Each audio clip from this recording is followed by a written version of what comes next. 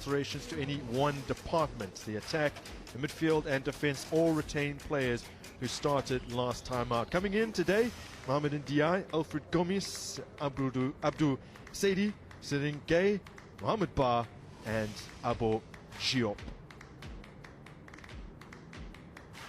Senegal similarly have to Malawi have made changes to more than half their team. They're trying to give a run out to some different faces since they're already out of the competition. Only 5 players retain their place. 3 of them are in defense: Dennis Chimbezi, Stanley Sanudi and Nixon Mwase, who actually debuted yesterday. Richard Chimbamba makes his senior international debut in goal today, and Eric Kaonga also earns a first cap. So our match referee from Botswana is Kebete Dintwa, and Diana Chikotesha from Zambia, Brighton and Nyika are the first and second assistants today. Joseph Koto, who is very familiar with the national team and also the junior structures of Senegal, where he'll know several of these young players from prior to this tournament. He's in the dugouts today for Senegal in the absence of Elio Siso, who will take over once again when the qualifiers for the World Cup begin.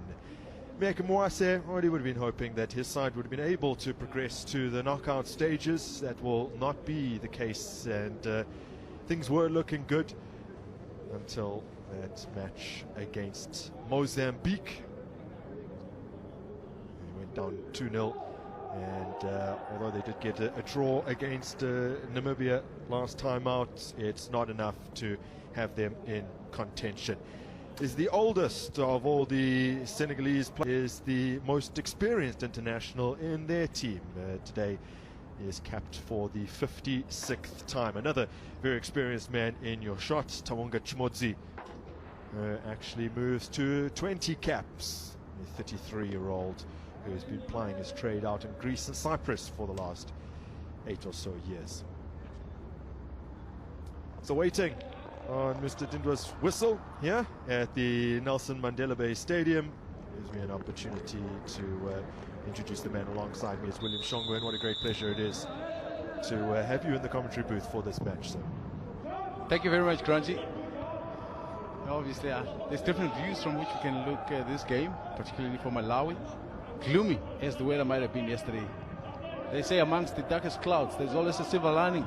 I think for Malawi, that is what they do have right now, with the opportunity to have on the ball with a full dive, and yes, the right wing, Diop, he just said thank you very much, making that deep run. The left back had no notice of him coming from the blind side, and he just cushioned it with his thigh into the goals. It shows when you are alert in the game and you're reading the game, quality crosses like that in the box, as a winger, you cut in and take the advantage of it. Quite static, and that is the Malawian defense. On a number of occasions, they've been found wanting. They've been found wanting, absolutely right. Chimbamba also, that power hand to save the ball. Unfortunately, Mba was already stationary that he couldn't get to that ball and take the advantage of the keeper's mistake.